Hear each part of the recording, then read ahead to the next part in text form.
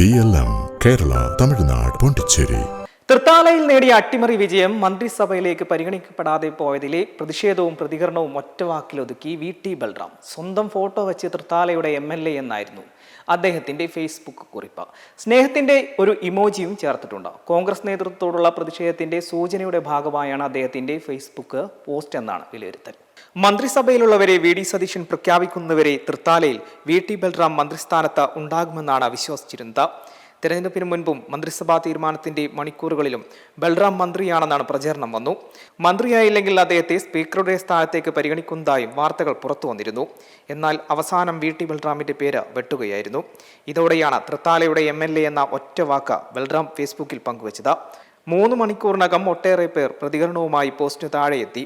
1 മണിക്കൂറിന് ശേഷം ഇവർ UDF മന്ത്രിമാർ എന്ന പോസ്റ്റും വന്നു. ജനങ്ങളാണ് മുഖ്യം, ജനവിശ്വാസം കാത്ത് വാഗ്ദാനങ്ങൾ പാലിച്ച് കേരളത്തെ മുന്നോട്ട് നയിക്കാൻ പുതിയ ടീമിന് സാധിക്കട്ടെ എന്ന ആശംസയും പങ്കുവച്ചിട്ടുണ്ട്. എക്സൈസ് തദ്ദേശ സ്വയംഭരണ വകുപ്പ് മന്ത്രി MB രാജേഷിനെ കീഴടക്കിയാണ് VT ബൽറാം തൃത്താല മണ്ഡലം തിരിച്ചുപിടിച്ചത്.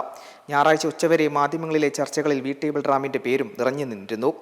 ഉച്ചയ്ക്ക് ശേഷമാണ് മറ്റു പേരുകൾ കടന്നു വന്നത്. ബൽറാമും ഷാനിമോൾ ഉസ്മാനും ഉൾപ്പെടെയുള്ളവർ ഇതോടെ ഒഴിവാക്കപ്പെടുകയായിരുന്നു. ശക്തമായ പോരാട്ടത്തിലൂടെ തൃത്താല മണ്ഡലം പിടിച്ചെടുത്ത് മിന്നുന്ന വിജയം കാഴ്ചവെച്ച VT ബൽറാമിനെ മന്ത്രിസ്ഥാനത്തേക്ക് പരിഗണിക്കാത്തതിൽ UDF അണികൾക്കിടയിൽ നിരാശയും പ്രതിഷേധവുമുണ്ട്. കഴിവുകൾ പരിഗണിക്കപ്പെടാതെ ജാതി സമവാക്യവും മറ്റു പരിഗണനകളും കാരണം സ്ഥാനം ലഭിക്കാത്തതിൽ നിരാശയുണ്ടെന്നാണ് അദ്ദേഹത്തിനോടടുത്ത വൃത്തങ്ങൾ പറയുന്നത്. തൃത്താലയിലെ വികസന തുടർച്ചയ്ക്ക് VT ബൽറാം മന്ത്രിയാകണമെന്നായിരുന്നു എന്നാണ് പ്രവർത്തകരുടെ അഭിപ്രായം. M5 live, Palakkad.